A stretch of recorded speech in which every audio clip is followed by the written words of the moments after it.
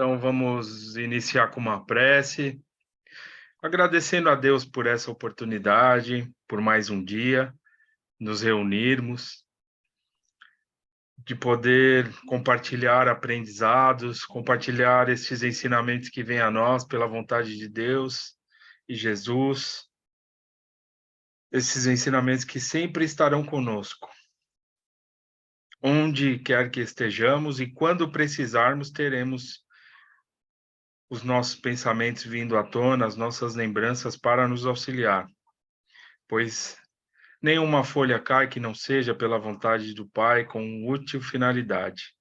E se nós aqui estamos aprendendo sobre a mediunidade, com certeza são com finalidades úteis a cada um de nós, tão necessitados desses ensinamentos.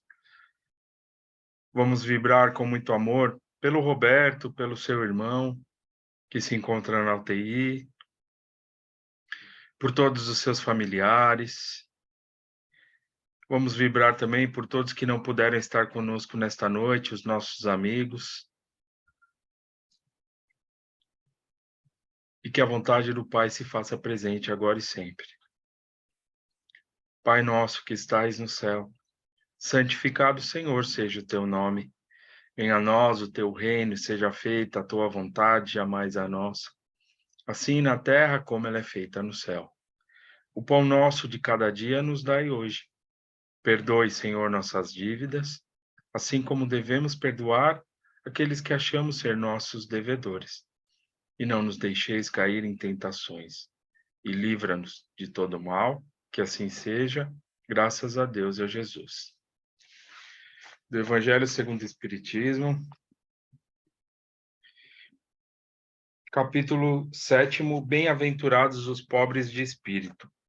Missão do homem inteligente na Terra, Ferdinando Espírito Protetor, Bordeaux, 1862. Deixa eu adicionar, Tati.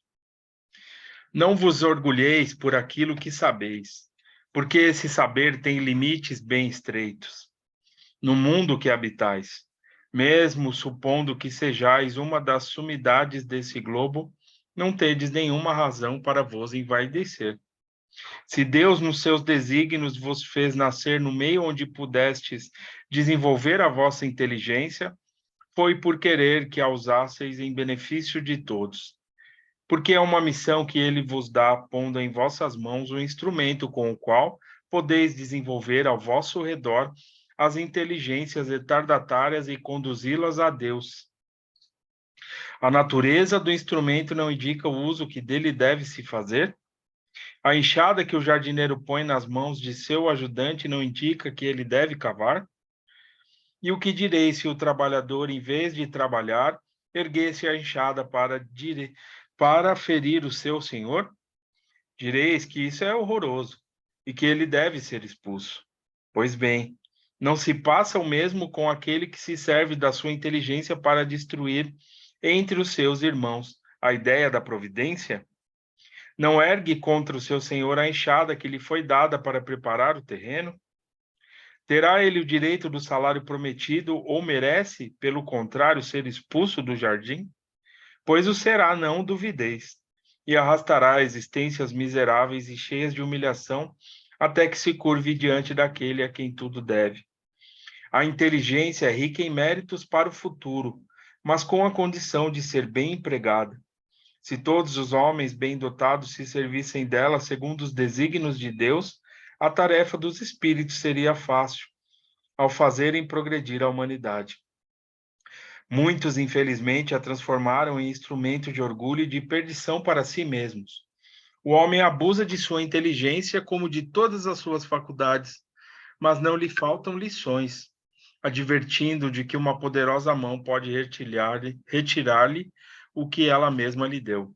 Bom, então, a missão do homem inteligente, né? Então, nós temos essa inteligência que ela nos conduz nessa caminhada para que a gente possa ali nos direcionar, buscar ali os caminhos que melhor nos convém, né? Isso está ligado diretamente à questão do livre-arbítrio, né? Então, nós temos a inteligência, nós pensamos, nós nos direcionamos nessa encarnação, escolhemos ali o caminho, temos esse direito de escolha, e com certeza das nossas escolhas ali, colheremos, né, aquilo que nós fizemos, os frutos, vamos dizer assim, daquilo que melhor nos fizemos, né? Então, estamos aqui todos encarnados para que a gente possa aprimorar com certeza essa inteligência, né, que nós já trazemos, através das experiências da vida, tudo que nós passamos. Então, são oportunidades que a gente tem. Então, que a gente possa usar essa ferramenta, né, que nem é uma instrução aqui do Ferdinando que ele nos diz para o bem de todos, né? Não só para o nosso, né? Mas que ela não seja ali motivo de orgulho, de vaidade, né?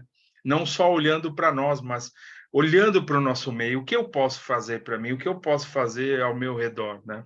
Com certeza nos depararemos ali com muitas situações que podem ser feitas, né? Que nós podemos fazer, né? Através das nossas atitudes, né? E o mais importante que eu considero aqui nessa passagem é logo no começo, que ele diz: não vos orgulheis por aquilo que sabeis, porque esse saber tem limites muito estreitos no mundo que habitais, né? Ou seja, se a própria ciência diz que nós utilizamos do nosso cérebro físico apenas, eu não sei ao certo a porcentagem, mas é uma pequena parte, né? Nós não utilizamos ele no potencial, olhando só a questão material, né? A ciência diz isso, que nós utilizamos o nosso cérebro material apenas uma porcentagem, né? Então, partindo desse princípio, tudo que nós sabemos, tudo que nós fazemos aqui, ainda é muito pouco perante o que está por vir. Mas que a gente possa agir da melhor forma, isso é importante. Utilizando esses recursos, utilizando aí o que Jesus nos deixou como ensinamentos de amor, a prática da caridade, a questão de nós tomarmos as atitudes, fazermos as nossas escolhas, mas refletirmos sobre as consequências que essas escolhas estão tendo para nós, né? Sendo coisas boas, atitudes boas, superações, né? Ou então quando nós praticarmos erros também, porque todos nós aqui erramos, né? Nós estamos aqui ainda para buscar o aprendizado, mas que a gente reflita sobre tudo que está acontecendo na nossa vida e com certeza nos depararemos com muitas situações. Então, essa primeira passagem aqui traz ali um ensinamento muito importante sobre a humildade, que a gente busque a humildade, quem somos, né? Tá? Então, esse saber ainda é muito pouco, mas é importantíssimo para nós. Lá na frente teremos outras oportunidades, mas o importante é agora, o que eu posso fazer agora? Qual passo eu posso dar agora? O que eu posso buscar agora? Com certeza, o mais importante da minha encarnação toda, do que eu já vivi, do que eu estou vivendo nessa encarnação também, ou nas encarnações passadas, é o dia de hoje, é esse momento, é agora, onde nós estamos aqui sentados, refletindo sobre tudo. Tudo bem, pessoal? Alguém quer comentar, fazer um acréscimo? Fica à vontade. Quer falar, Conceição? Acho que a Conceição quer falar. Não, Vitor, não precisa. Você explicou muito bem que o nosso... E às vezes a gente fica aí procurando fazer regressão para saber o que nós fomos, como você falou. E o nosso melhor momento e a nossa melhor encarnação é essa encarnação, o melhor momento é esse, o atual, né? Mesmo porque nós devemos fazer o nosso melhor e aproveitar ao máximo este momento, porque nós não sabemos que teremos o próximo momento. Porque a qualquer momento nós podemos ser chamados para voltarmos à pátria espiritual. Então, Isso é vamos verdade. aproveitar esse, porque senão a gente vai, se nem sequer ter aproveitado esse momento, esperando um momento que talvez não chegue para nós. Não é?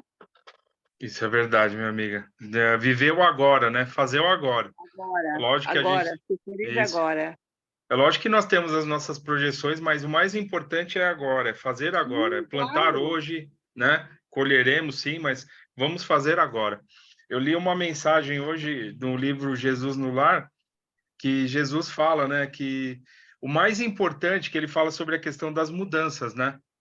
Enfim, se der tempo, depois eu até falo para vocês, eu gostaria de compartilhar uma mensagem muito bonita. E ele fala assim que Jesus falando, né, ali para os apóstolos, que esse Jesus no Lar é um livro bem interessante, ali onde ele reunia os apóstolos e trazia os ensinamentos dentro Qual do o que eles item, viviam. Vitor? Oi? Desse livro, qual é o item que você está se referindo? É a mensagem, a quarta mensagem, né, o É capítulo a quarta. 4, lição Ok. da Quarta semente, chama. mensagem. Lição da A semente. semente, ok. E aí Jesus Depois eu vou fala assim buscar. durante aqui a passagem dele que ele fala que o mais importante para as mudanças, né, é o agora, é nesse momento, é o que a gente pode fazer agora, é o que vai determinar como serão as coisas lá na frente. Então, o mais importante é agora, o que eu posso fazer agora e como eu posso fazer agora, dentro das minhas possibilidades. Então, Jesus, ele não fere o livre-arbítrio, ele não exige mais daquilo que nós podemos dar, muito pelo contrário. Ele fala que nós podemos sim fazer dentro das nossas possibilidades, podemos fazer agora com aquilo que eu posso, o que eu posso fazer. E aí a gente tem que fazer. É isso que vai determinar as mudanças que nós almejamos. E não você tem que fazer isso, aquilo, aquilo, aquilo. Não. Faça, sim, você quer, você aceita, você busca. Então, o que você pode fazer? Dentro das suas possibilidades, faça que será muito importante para as mudanças que você almeja lá na frente. Então, agora é o mais Isso. importante. Isso é tão sério que muitos de nós vivemos o ontem, ficamos preocupados com o amanhã e não vivemos o hoje. É, e é o que acontece. A gente acaba, e aí vem as questões gerando ansiedade, né? Crise de ansiedade, depressão, e outras situações difíceis que a gente acompanha na nossa sociedade aí no nosso tempo, né? Então é importante, pessoal, vamos fazer hoje, que é o mais importante, dentro das minhas possibilidades, e com certeza veremos que temos muito a fazer e podemos fazer. Mas muitas vezes a gente acaba estacionando ali, achando que não é possível, não é para nós, não é o momento, não, não, não. E a gente vai adiando tudo isso, né? É isso aí, minha amiga. Posso seguir aqui? Sim, com certeza. É Vamos isso lá. aí. Então, tudo bem, pessoal? Alguém quer fazer mais um comentário? Bom, eu vou terminar aqui o capítulo a gente está falando sobre a questão do ato mediúnico, tá? Eu estou aqui na página do nosso livro Mediunidade, tá? Eu estou na página 37, tá? Nós estamos quase acabando aqui o capítulo 5, que ele fala sobre o ato mediúnico, né? Nós comentamos sobre a questão do trabalho, do compromisso, tá? E ele vai falar referente às comunicações. Quando acontece, né? Nós comentamos anteriormente na semana passada. Quando acontece ali uma comunicação de um espírito que vem trazer um ensinamento ali na sessão, é uma comunicação mais tranquila, né, mais calma, porque o espírito já tem um equilíbrio, né? E agora a gente vai falar da outra situação, quando é um espírito que necessita do socorro, que ele pode se apresentar ali em situações difíceis. Deixa eu adicionar o Gabriel. E aí ele está ali com pensamentos de vingança, de ódio, e aí ele está exteriorizando tudo aquilo. Então, o médium, ele, por ter uma sensibilidade aflorada, ele capta isso numa intensidade maior. E aí ele acaba sentindo aquela sensação difícil, né? Às vezes por palpitações no coração mais acelerado, ou então uma dor no corpo, em alguma situação. Mas isso aí pode fazer com que os médiums, né, alguns médiums, principalmente que estejam iniciando o trabalho, se assustem com isso. Ah, mas poxa vida, só recebo, né, só trabalho com essas situações difíceis na minha psicofonia, ou então eu só converso com espíritos que se apresentam ali em situações bem desagradáveis, não sei o quê. Ah, não, cansei desse trabalho, vou abandonar tudo. Mas o que Jesus fez, né? Se Jesus é o nosso exemplo, né? O que Jesus fez? Ele atendeu, ele diz, né? Que ele veio ali para ajudar aqueles que precisavam, né? Então ele atendia os mais difíceis. E se nós devemos nos exemplificar ali, ter um exemplo referente à questão da mediunidade, com certeza é Jesus, tá? E a gente não pode esquecer do ambiente, a gente não pode esquecer da proteção, e a gente não pode esquecer do mais importante, que é o amor, é a caridade. Você está podendo participar, o médium está podendo participar ali de uma situação, de um resgate de um espírito que está passando por situações difíceis, que precisa, que aquele contato ali com o médium é um primeiro contato que ele tem, pode ser de séculos que ele está alimentando pensamentos de ódio, de vingança, e a partir dali ele vai buscar as melhorias, ele vai ser amparado. É lógico que essa melhora não acontece de uma hora para outra, mas é o começo ali, tá? Então, nós temos essa oportunidade. E muitas vezes, esses espíritos, eles têm ali, podem ter alguma ligação conosco também, né? Pode ser que nós não nos lembramos, pode ser não, nós nem nos lembramos das situações, mas eles têm uma ligação conosco. Aí a gente volta aos livros que falam sobre o compromisso mediúnico e etc, né? Tá? Então, é importante algumas considerações que o Herculano Pires vai fazer sobre essa questão. Quando o ato mediúnico não tem pureza e a beleza de uma comunicação amorosa, tem calor da solidariedade humana e é iluminado pela caridade cristã. Numa sessão comum de socorro espiritual, os médiuns sentados ao redor da mesa, os doutrinadores apostos, espíritos sofredores e espíritos maldosos e vingativos, sob controle dos orientadores espirituais, são aproximados de médiuns que desejam servi-los. O quadro é bem diferente dos que apresentamos acima. Não há beleza nem serenidade nos espíritos comunicantes, nem resplendor ou transparência em suas faces. Há desespero, dor, expressões de rebeldia ou ímpetos de vingança. Médiuns sentem-se inquietos, não raro temerosos. A aproximação dos comunicantes é incômoda, desagradável. As vibrações perispirituais são ásperas e sombrias. O vidente se aturde com aquelas figuras pesadas e escuras que transtornam a fisionomia dos médiuns. Mas na proporção em que os doutrinadores encarnados dão o socorro de suas vibrações e de seus argumentos fraternos aos necessitados, o quadro se modifica com as luzes vacilantes que se acendem nas mentes conturbadas, né? Então, o amparo, a proteção, o ambiente, tá? Por isso que as comunicações, toda a questão mediúnica, ela deve ser levada para um ambiente seguro, tá? Que é uma proteção. É importante isso, tá? Se por acaso alguém estiver passando por uma situação, assim, às vezes tem uma incorporação durante o evangelho, ou passa por alguma situação, assim, fora do ambiente da casa, é importante procurar ali o orientador da casa, né? Passar ali numa orientação, se esclarecer, né? Para saber como lidar com isso, tá, pessoal? Tá, isso aí, mas isso aí acontece com todos nós, em algum momento já aconteceu, tá? Fiquem tranquilos quanto a isso. Importante é a gente não deixar essas situações sem um auxílio. Os guias espirituais manifestam-se em socorro dos doutrinadores, e suas vibrações acalmam a inquietação do ambiente. O trabalho é penoso, que as criaturas recalcitrantes no mal recusam-se a compreender a realidade negativa em que se encontram. Espíritos vencidos pelas dores de reencarnações penosas mostram-se revoltados. Os que trazem o coração esmagados por injustiças e traições exigem vingança e fazem ameaças terríveis. Mas a palavra fraterna, carregada de bondade e amor, iluminada pelas citações evangélicas, vai aos poucos amortecendo as explosões de ódio. Às vezes, a autoridade do dirigente ou de um espírito elevado se faz sentir, para que os mais rebeldes compreendam que estão sob um poder persuasivo, mas energético.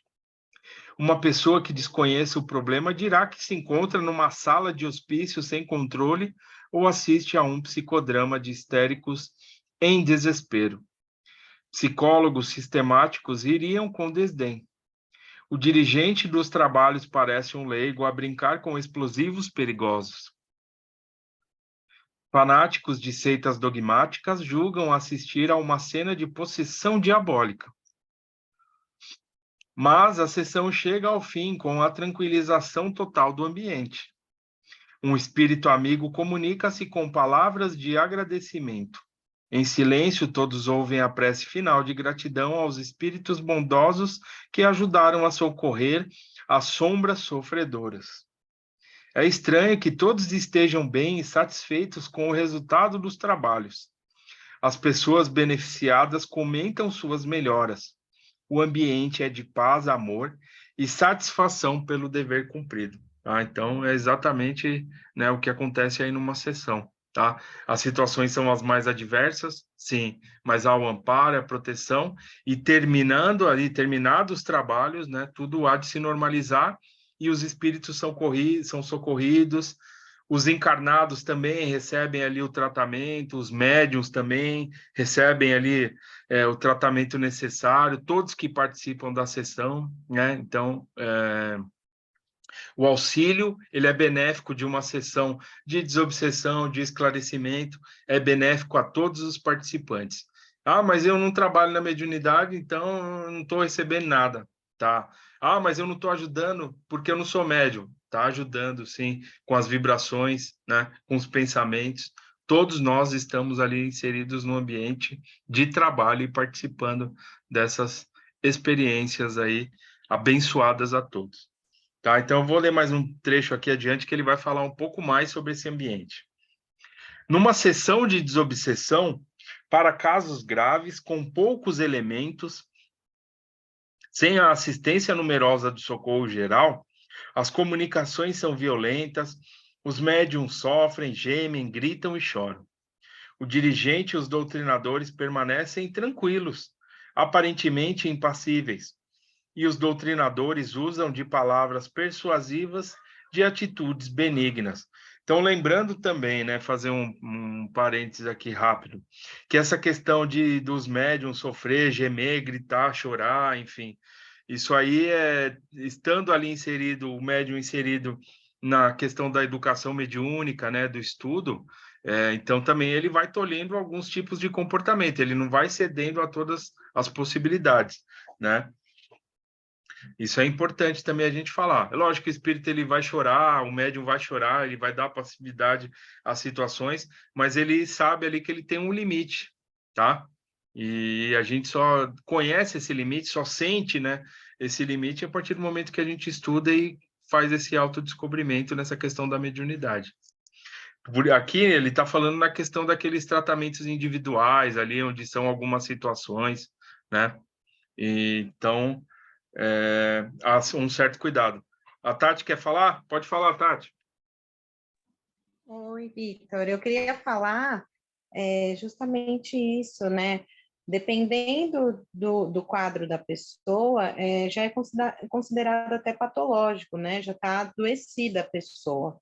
E aí, esse tratamento mais individualizado, ou a educação mediúnica, depois de um certo período de tratamento, pode até fazer reverter, né, a situação que a pessoa chega na casa. Então, por isso que é tão importante isso que a gente faz aqui, né, os estudos, essas conversas, tal, porque aí a gente consegue entender aqueles irmãos que chegam lá em situações complicadas, que muitas vezes a gente se assusta até, ou a gente vê na televisão, né, porque são casos mais graves, são pessoas que, infelizmente, não tiveram aquele entendimento e equilíbrio, ou até já vieram predispostos a ter todos esses tipos de problemas, né, mentais, enfim, por questões do passado. Mas aí o tratamento e a nossa compreensão, eu acho que é a caridade que a gente pode oferecer a esse irmão também.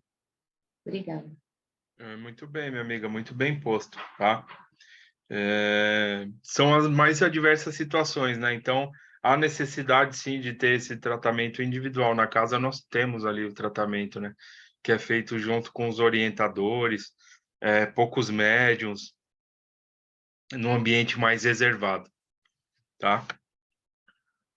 Tudo bem? Alguém quer fazer mais algum comentário, alguma dúvida? Podemos seguir? Então, vamos lá.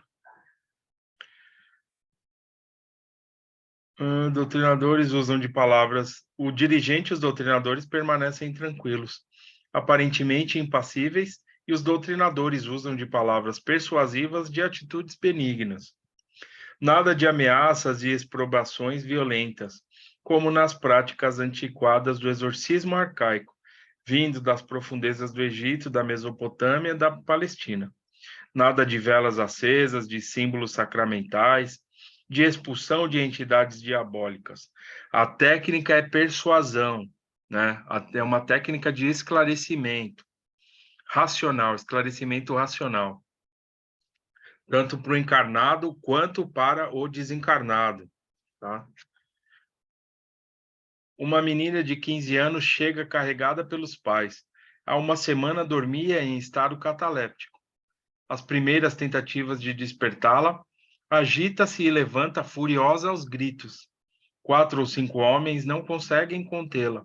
Parece dotada de força indomável, mas pouco a pouco se acalma, chora baixinho e volta ao seu estado natural de menina graciosa e frágil.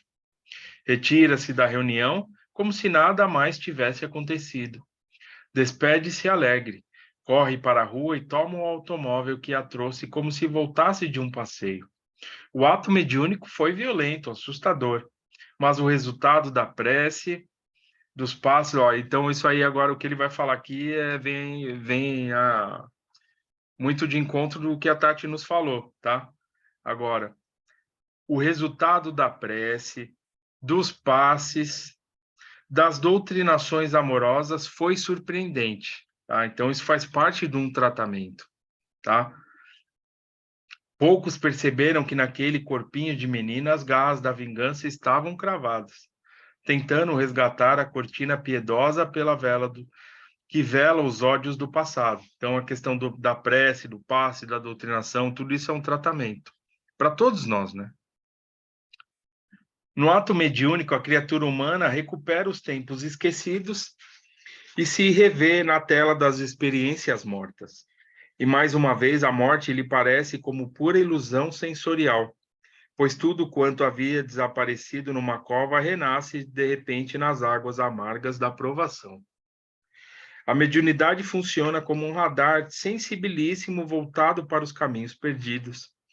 Nem sempre a tela da memória consegue reproduzir as imagens distantes, mas nas profundezas do inconsciente, recalques antifreudianos esperam a cartas e piedosa da comunicação absurda, em que os diálogos da caridade parecem brotar de terríveis mal-entendidos.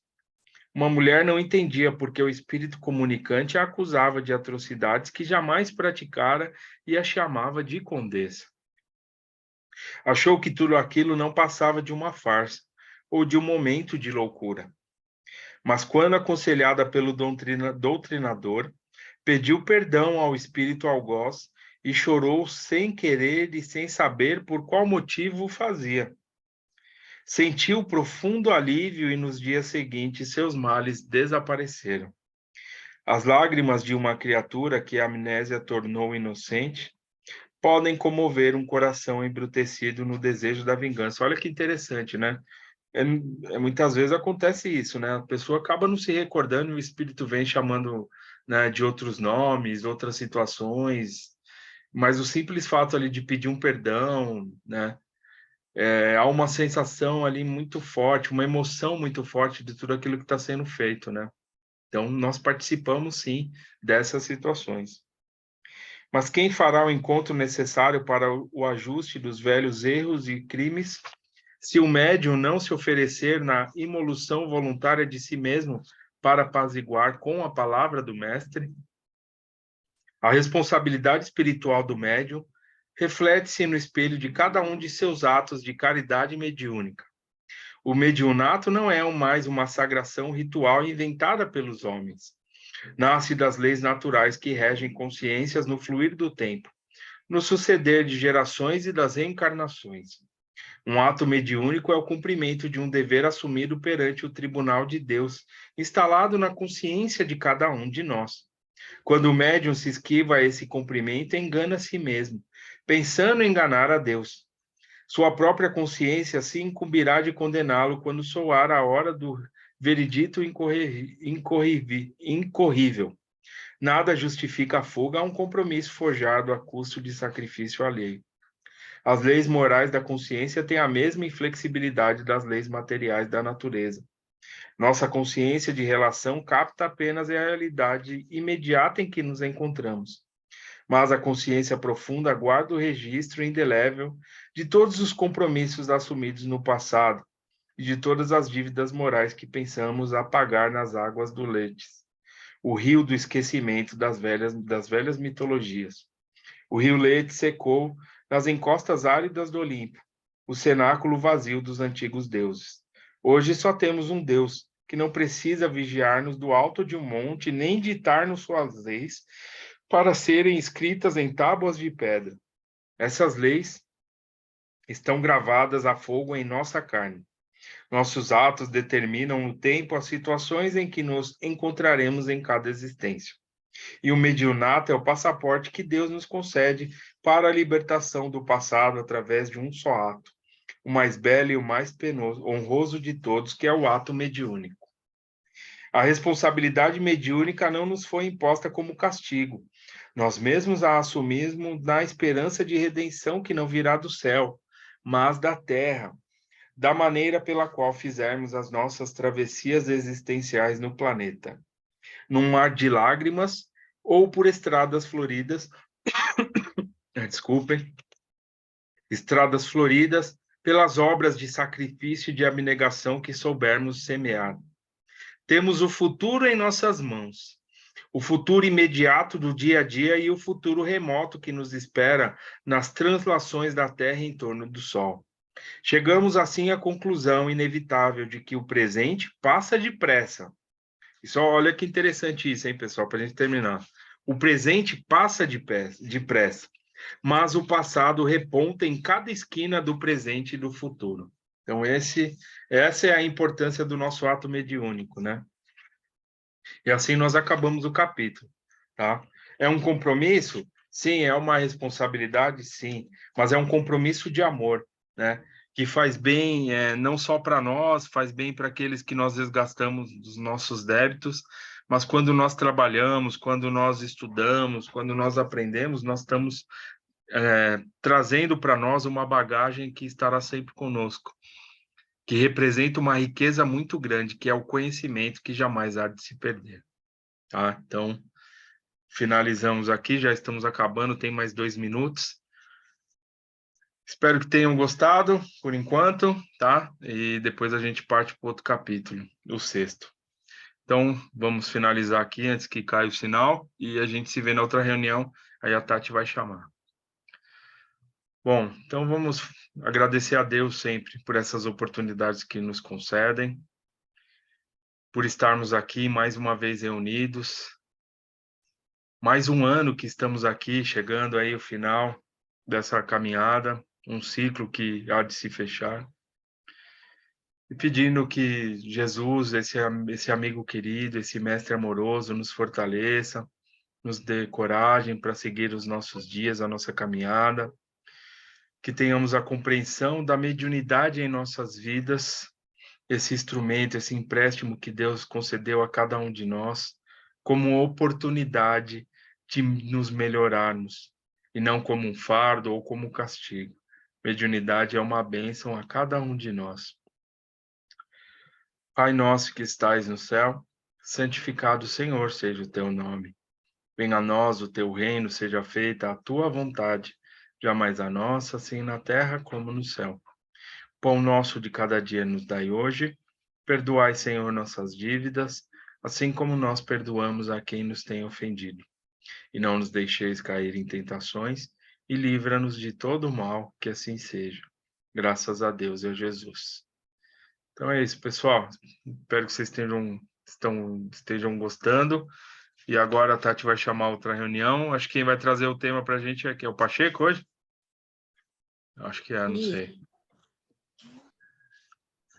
É isso aí. Então, vamos encerrar aqui e a gente já se vê. Boa noite a todos, pessoal. Até daqui a pouco, pessoal. Até.